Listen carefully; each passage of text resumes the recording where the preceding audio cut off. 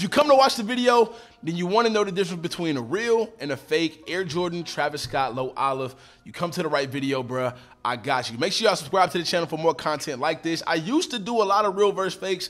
I stopped. It really wasn't a priority of mine, but I want to do it on sneakers that I know is going to be highly bought in the resale market. Now, before we get into the video, I want to say very clear, I don't care who's wearing fakes. I don't care who's wearing reals. I know the fakes is $90 and the real ones is $1,000. And hey, if that's how you want to spend your money, bruh, live your life. I'm not here to tell you what's right and what's wrong. This video is for educational purposes for people who want to buy legit sneakers and they going through like secondhand markets or middleman markets like Facebook Marketplace, even some stores like StockX or even some websites like StockX, and Go has been caught selling fakes. So if you want to know a few simple ways to legit check your pair or pairs that you're even thinking about purchasing, this is the video you want to watch and these are steps you want to take. I gotta say that because I know people gonna be in the comments like, hey bro, ain't nothing wrong with fake. Hey, do your thing, bro. I'm not here to judge. First off, the box, okay? We got the Nike box. This is the original Travis Scott Olive Low box. Now, this is standard, you know what I'm saying? The box, the tag, all this is 100% legit, I know that for sure.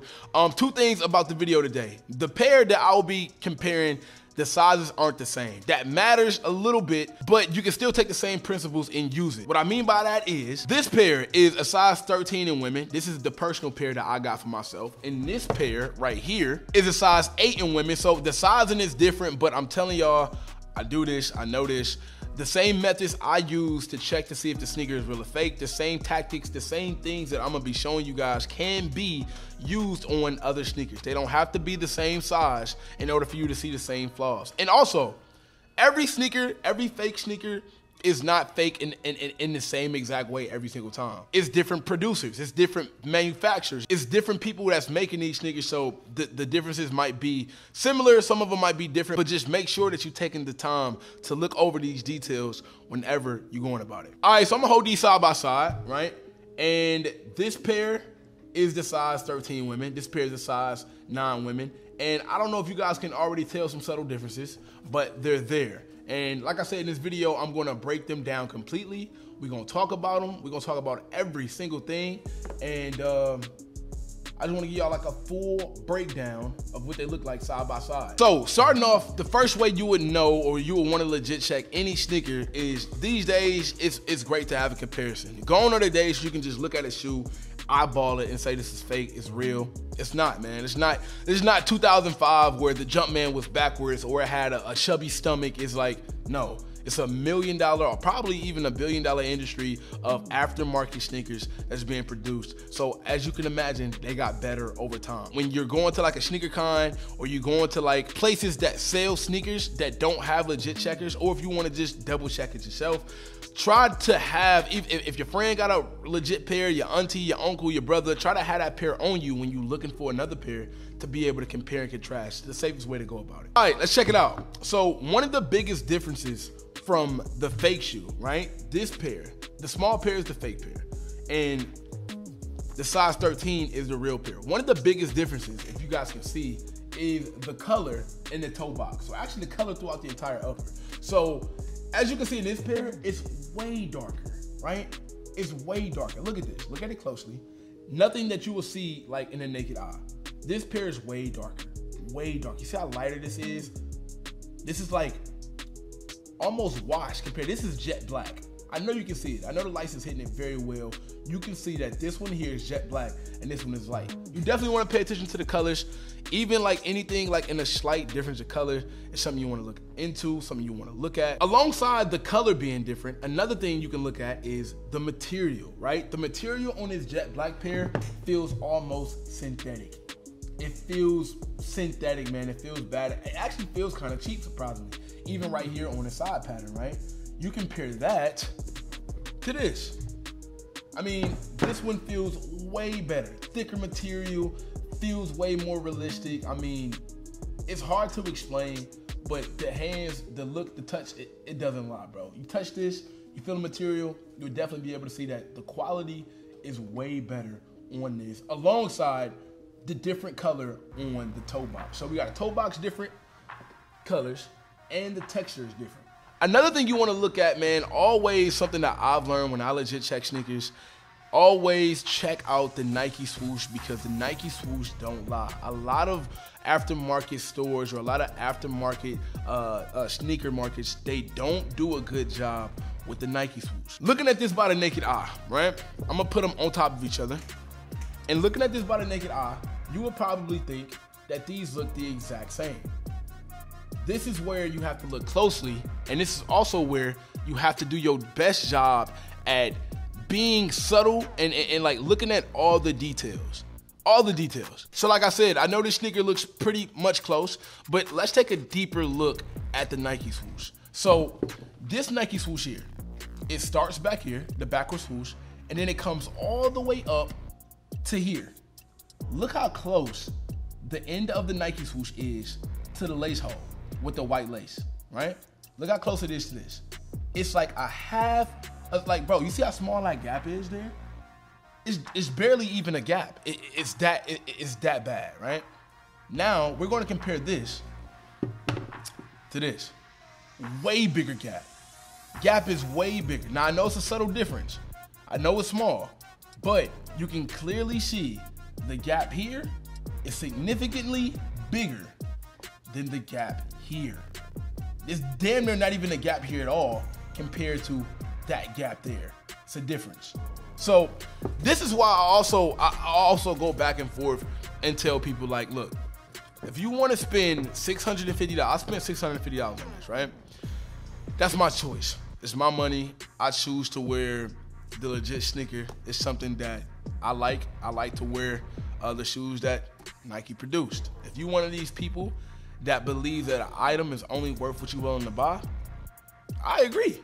I agree, bro. I agree. If you believe that, why would I spend $650 on a shoe? I'm not gonna spend $90 on this. And the only differences is the shade of black, the texture, and where the Nike Swoosh ends. You're not gonna get no argument from me. So if y'all in the comments hooping and hollering about that, just know you got no argument from me. It's just preference for me. I prefer for this. And luckily for me, I've been able to create sneaker content for almost 6 years now, and I've been able to afford, these shoes like Air Jordan 1, Travis Scott lows, and, this is just what I prefer. I would hate for y'all to go out here and spend $1,000, $700, $800 on a sneaker, thinking it's real, and it's not. And it's not. And if you just take these, it's more. We got some more stuff to look at, but if you just take these small things, man, and look at it, compare, contrast it to whatever you consider buying, I definitely think it'll go a long way. But let's get back into the video. Also, subscribe to the channel, man. If you're enjoying the educational content, it's more like this. I'm gonna make sure I make more like this to just help out anybody out there, or for people who just like me breaking down stuff like this, man. Hit the sub button. Next up, we got the tongue on the Travis Scott Air Jordan 1 low. So this is something that I've seen that I definitely wanted to talk about.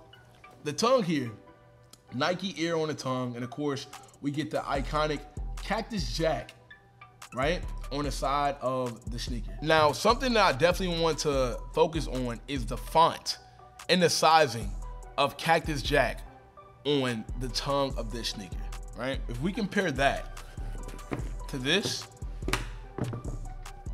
not only is this tongue like way more finicky, like it don't even want to stand up, but like the sizing and the font on this is completely different, right?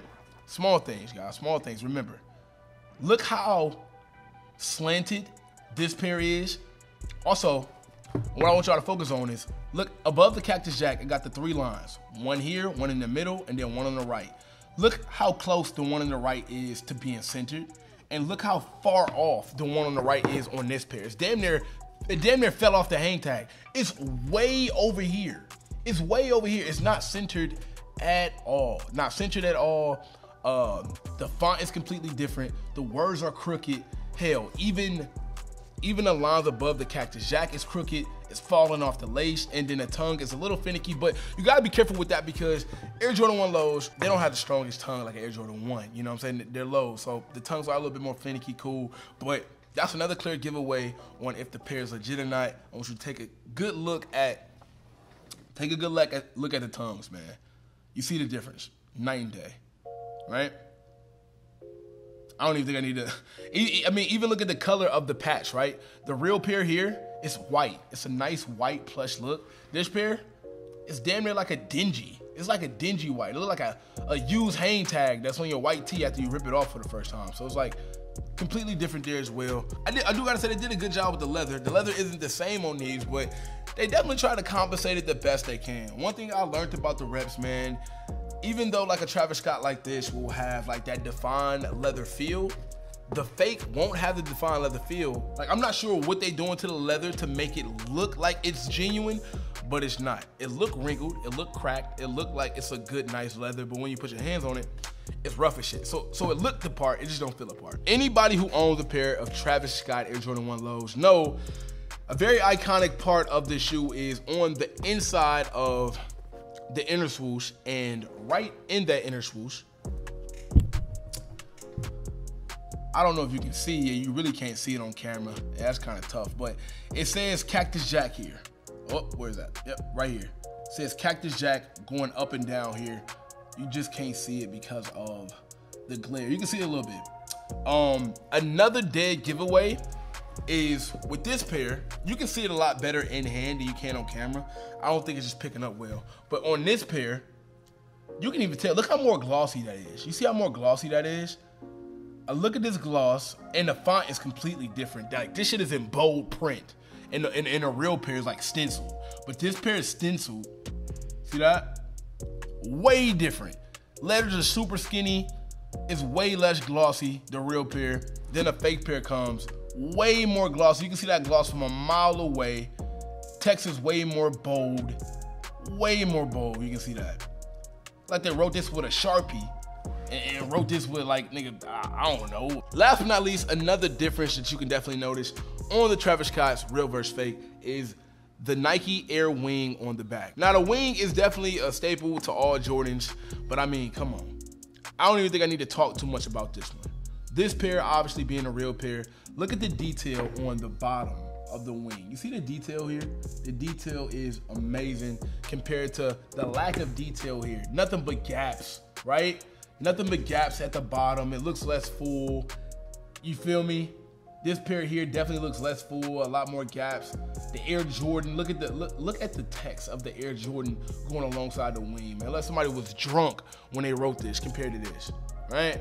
So you definitely tell a difference in the back heel as well. So those are the differences in the Air Jordan 1 low olive. Like I said, I wanted to make this video because the shoe dropped like 2 months ago, but Travis Scott lows are one of those shoes that will forever and always will be resold. It'll be a high resold commodity, and I wanted to do my best to put out a video to kind of just educate as many people as I can on the real pair versus the fake pair. Hopefully this video helps you. Hopefully for my people who want a legit pair, you can use this video and see some subtle differences that might be going on in the fake pair and prevent you from being scammed, finessed, or whatever. And for my people who like the reps, my rep community out there, man, keep killing it, keep doing your thing, bro.